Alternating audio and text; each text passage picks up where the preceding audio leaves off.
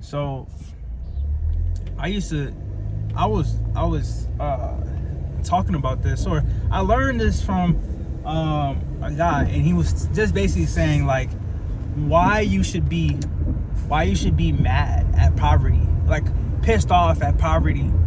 And mind you, like when I'm living my life, I'm constantly thinking, hey, like, what am I doing right? What am I doing wrong?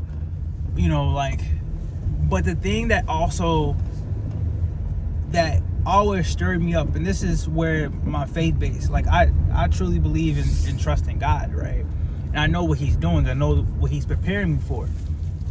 But one of the most important things to look at in life is that you cannot allow yourself to be in a state where you are not stewarding your mindset and how you see things. On some real, I have to pay for freaking washer and dryer in my spot, so it went from $125, and this is what I grew up in, to $2. And I'm like, damn, the economy has to be so fucked up to me being 25 years old, and then that shit's getting raised to 75 cents extra, $1.50 extra. And I'm like, fuck.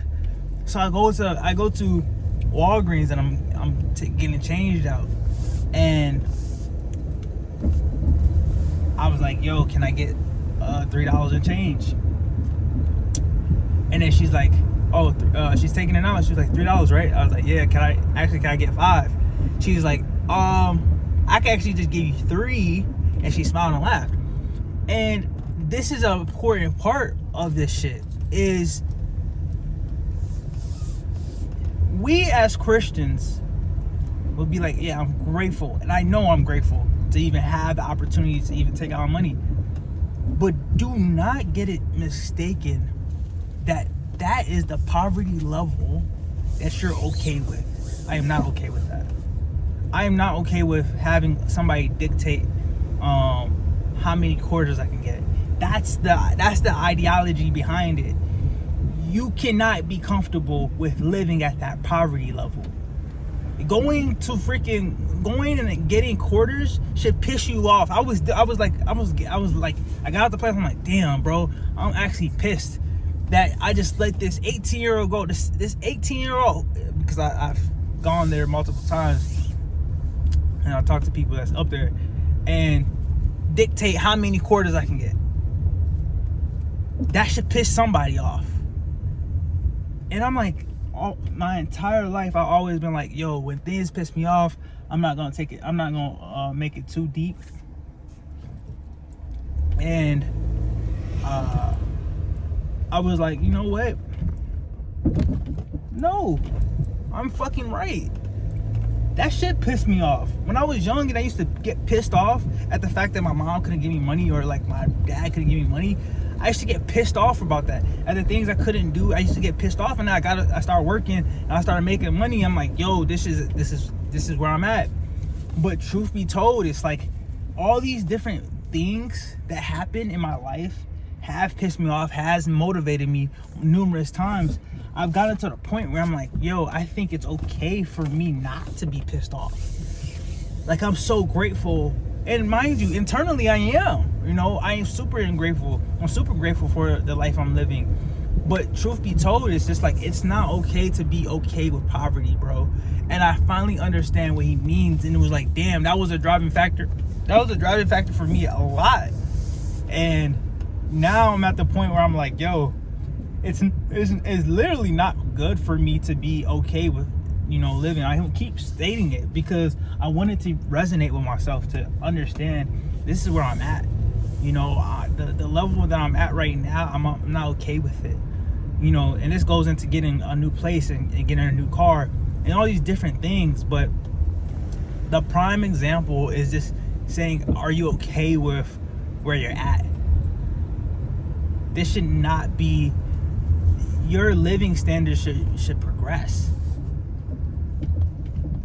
and not to be less than. But that's just where I'm at right now in my life. I think that's an important thing to recognize and say, like, hey, you know, this is another piece of motivation. I've been going through this thing where I've been talking a lot about, like, hey, when our lives are at peace, why do we find chaos?